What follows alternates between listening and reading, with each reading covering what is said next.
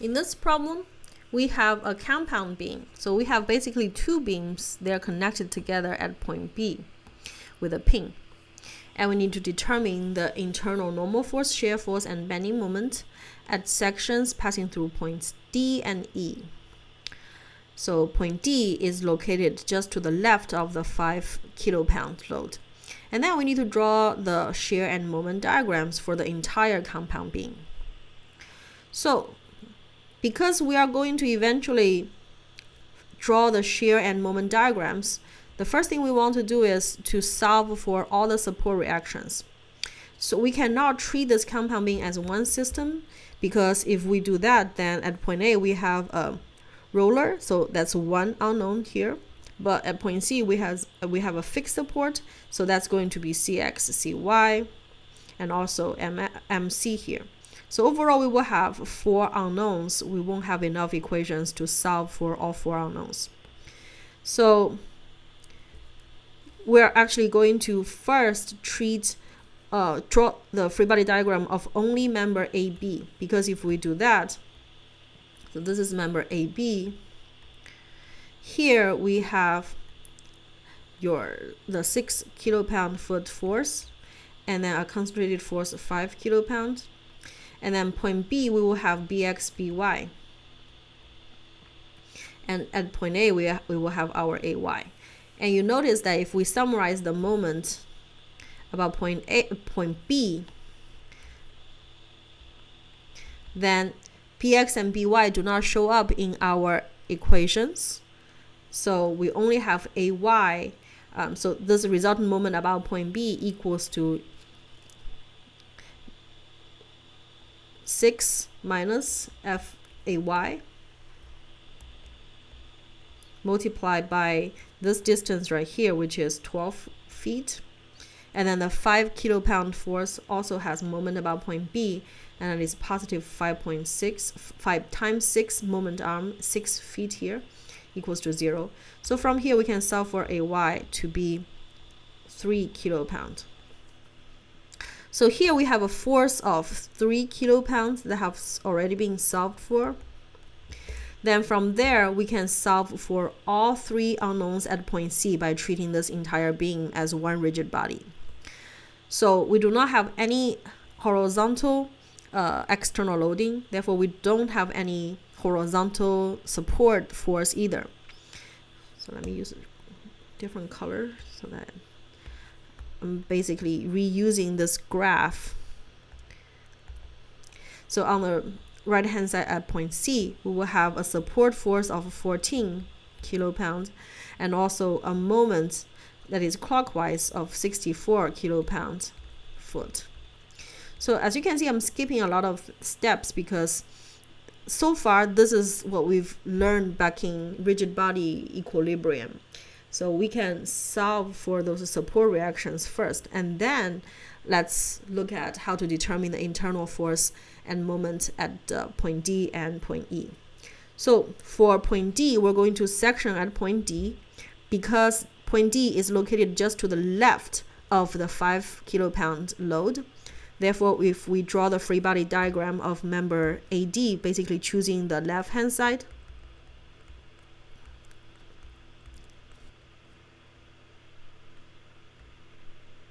this is AD, point A is here, D is here. Because point D is to the left of the 5 kip loading, we do not need to include the force here, 5 kip force here. But here we have the 3 kip support reaction from the roller support, 6 kip foot, that is the couple moments at point A. So now at point D, we are ready to draw our internal reactions. Normal force, I already said that normal force is going to be 0, shear force Vd, and then a bending moment Md. And then we're ready to solve for the forces. Resultant force along the y direction equals to 3 minus Vd is 0. Therefore, Vd equals to 3 kilopounds.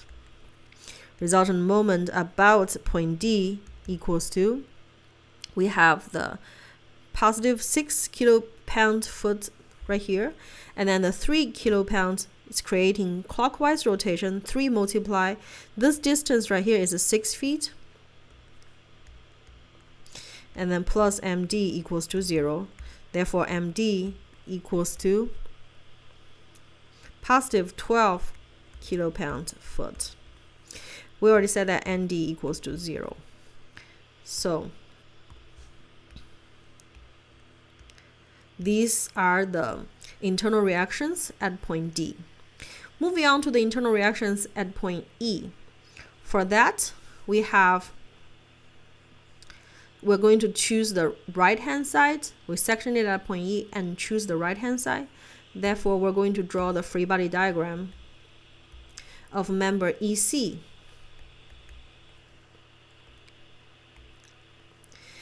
Which has a distance of 4 feet. Now, don't forget our support reactions. 14 kip here from the wall. 64 kip foot here, again from the fixed support at wall. And here we have our distributed load with a load intensity of 1.5 kilo-pounds per foot. Now, the total distance is 4 feet. Therefore, I'm going to replace this with concentrated force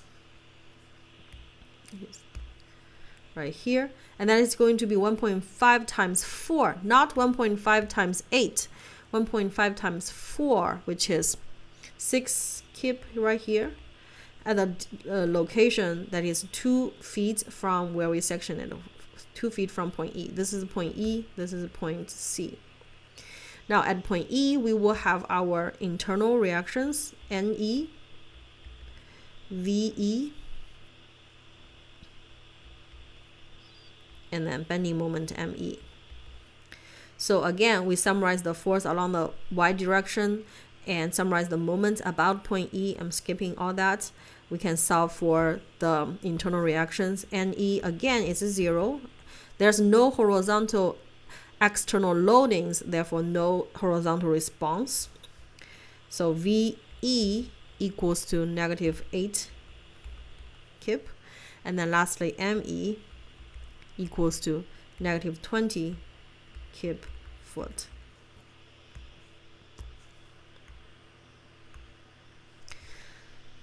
All right, now we're going to use the graphical method to determine the shear and moment diagrams. So to do that, let me redraw the free body diagram of this entire beam.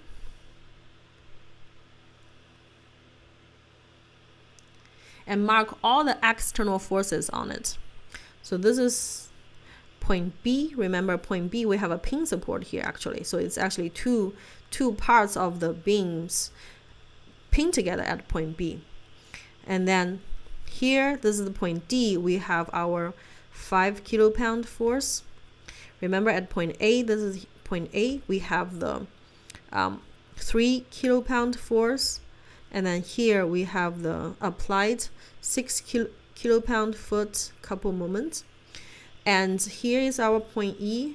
And here we have our distributed load with a load intensity of negative 1.5. I'm writing it as negative 1.5 because it's vertical down. This is point C. We have the support 14 kilo-pound here. And then 64 kilo-pounds foot here. And now we're going to draw the shear and moment diagrams using this relation that Wx is always dV dx. It's always the derivative of the shear force. Vx, the shear force, is always dmx dx. It's always the derivative of the bending moment. And also wherever you see a concentrated force, that corresponds to a step change in the shear force diagram. Wherever you have a couple moments, that corresponds to a step change of the bending moment diagram. Now we're ready to draw our sketches. We start with shear force diagram. This is X. So this is the origin. It's when X equals to 0, which is at point A. And then we will have point D is right here. Point D is right here. Point B is right here. And point C is the end. So we start with 3 kilopound force up. So we move up by 3. And then from here to here, there's no load intensity. Load intensity is 0. Remember, W is dV dx. Therefore, dV dx is 0. Therefore, we have no change. A constant 3 kip for this much. And here at point D, we have the 5 kilopound force. That corresponds to a step change vertical down by 5. So we start with positive 3. We go down by 5, and that gets us to negative 2 kilopound.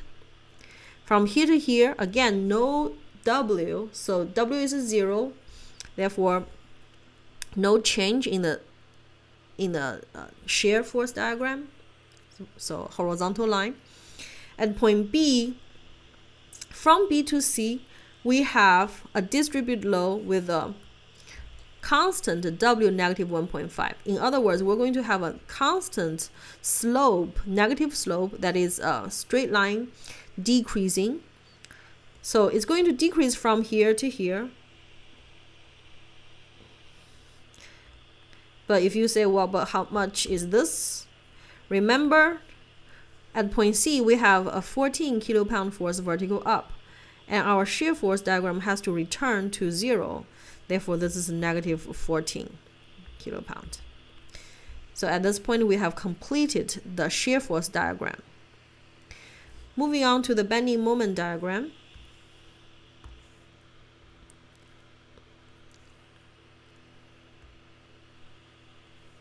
So same location.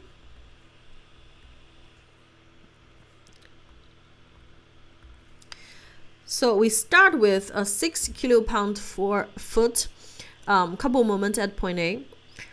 So that means that our bending moment diagram does not start with 0. It starts with 6, but is it positive 6 or negative 6? We can do a very quick analysis. We can do a tiny little segment here. So we're going to draw the free body diagram of only this much. This is at point A. And here we have 6 kip foot right here applied couple moments. In order to balance it, the bending moment here must be in this direction. And you can tell that is a downwards, concave downwards bending moment. Therefore, that's a negative bending moment. Therefore, here we will have a negative 6. That's where we start. And then from here to here, we have a constant Vx with a magnitude of 3. Therefore, from here to here, we will increase with a constant slope of 3. This distance right here is 6 feet. So negative 6 plus slope of 3 multiplied by the distance of 6. So negative 6 plus 18. So we get to positive 12 here. From here to here, again, we have constant slope, negative 2. Therefore, 12 plus negative 2 times this distance is again 6 feet. So that goes to 0, which you should know already because point B is a pin support. A pin support allows rotation. Pin support cannot exert any moment support. Therefore, you cannot have a moment at point B. The moment at point B must be 0. And moving on, for the next, we have negative Vx values. Next, negative, not only is it negative, but it decreases. In other words, it increases in magnitude. It decreases from negative 2 to negative 14, but the magnitude increases, which tells you that the change in mx is getting steeper and steeper because Vx is the derivative of mx. It is the rate of change of mx with respect to x. Therefore, here the change is relatively small, but here the slope, as you can see, is sharp. Therefore, here is going to be the same slope as the previous section, but then it curves down like this. So again, if you wonder how much is this, do you need to do any math to determine that? No, because over here you have another couple moments at this end, and the magnitude is 64, and that would return your bending moment diagram back to 0. For that reason, this corresponds to the step change in your bending moment diagram, so this must be negative 64.